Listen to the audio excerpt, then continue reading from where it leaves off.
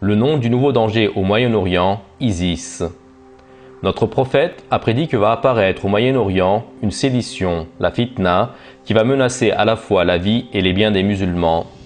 À la fois, le sang et les biens des musulmans seront considérés comme étant légitimes en tant que butin. Cela ébranlera le monde comme les vagues dans la mer. Personne ne trouvera aucun refuge. Cette sédition proviendra du Cham et se répandra partout en Irak. S'ils arrêtent le problème dans une région, il ressortira dans un autre endroit. À la fois, le sang et les biens des musulmans seront considérés comme étant légitimes en tant que butin. Aujourd'hui, en Syrie et en Irak, ISIS massacre les musulmans des différentes écoles islamiques et s'empare de leurs biens. Ces incidents montrent que ce que notre prophète a prédit il y a 1400 ans s'est accompli exactement comme il l'a prédit.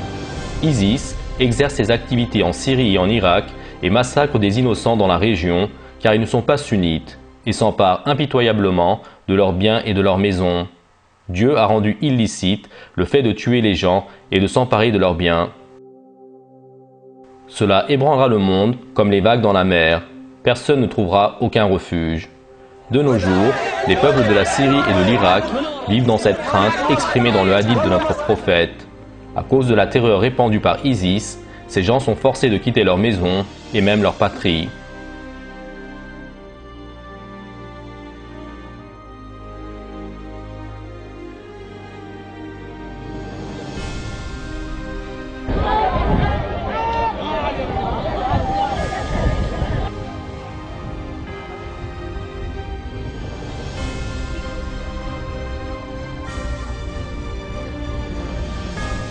Cette sédition proviendra du Cham et se répandra partout en Irak.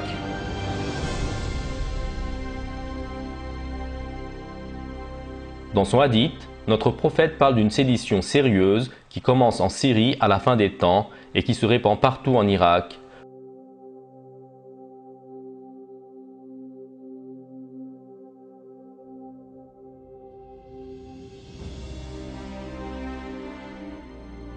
La menace d'ISIS en Irak grandit tous les jours.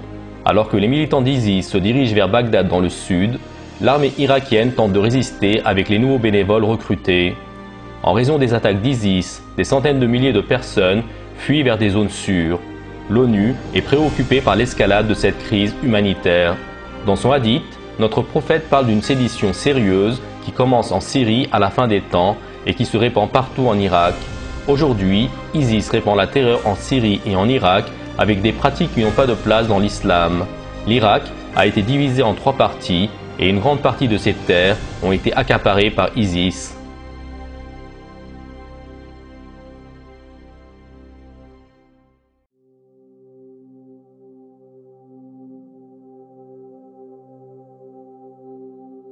S'ils arrêtent le problème dans une région, il ressort dans un autre endroit.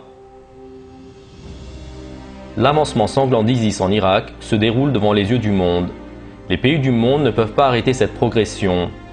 L'organisation prend chaque ville, les villes entrent sous son contrôle dans le sens politique et économique.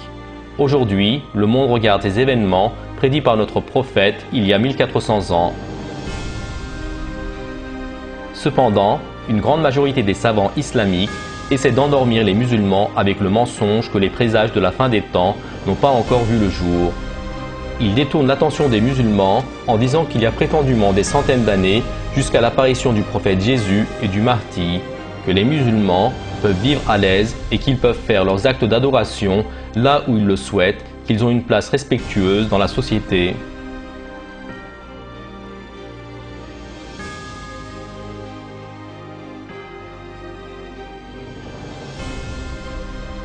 Maintenant, nous posons les questions suivantes aux érudits islamiques qui avancent ces allégations.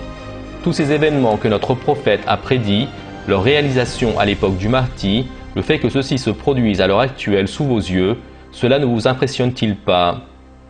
Afin de dire, ces faits sont les signes de l'apparition du Mahdi, encore combien de sang de gens innocents doit être versé?